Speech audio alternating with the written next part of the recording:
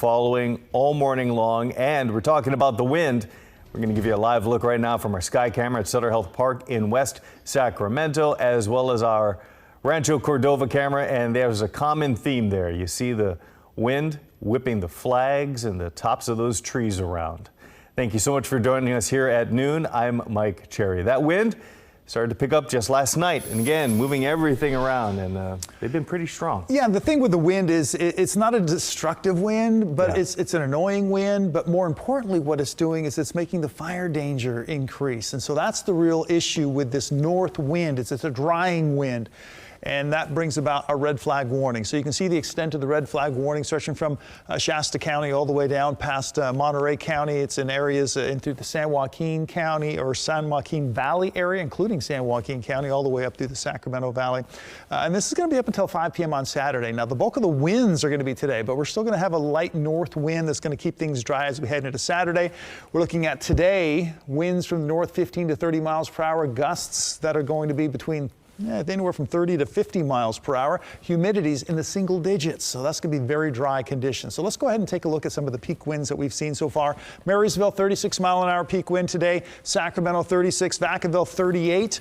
31 in Stockton and 33 in Modesto. So that's kind of the range between 30 to 40 mile an hour gusts is what we've been seeing in those locations. Right now we're dealing with wind speeds, sustained winds of 25 miles per hour in Fairfield, 20 in Yuba City, 21 in Sacramento, with gusts upwards of 31 to 32 to 35 miles per hour currently out the Executive Airport in Sacramento. So those are the current conditions. We're going to take a look at how long these winds are going to last and if they're going to get any stronger coming up. Now back over to you. All right, Dirk, thanks so much. And with those strong winds in the forecast, more people can expect power shutoffs from PG&E. Let's give you a closer look at the PG&E outage map. The purple triangles you see right there represent the planned outages. You see parts of Colusa, Yolo, Solano, Shasta, and Tehama County all being affected right now. And Solano County is among those taking steps to try and prevent any fires from starting over the next few days. Again, dry and windy conditions prompted officials to close Rockville Hills Regional Park along with a couple of others.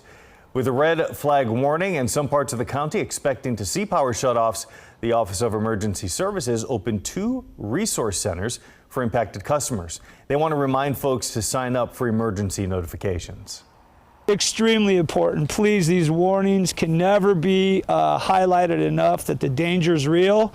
Unfortunately, we've had past history of tragic events, and just everybody please pay attention to the messages that come out, whether it's through the county OES, your local fire department, Fairfield Fire. They're serious, they're real, and we just please pay attention to them, and that's all we can ask and hope for.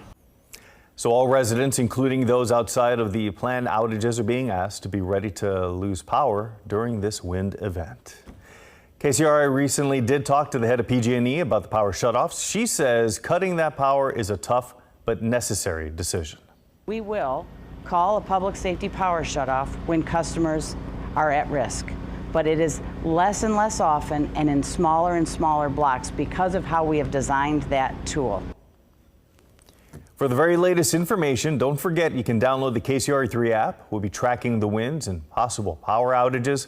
We're updating our maps on what areas are also being impacted.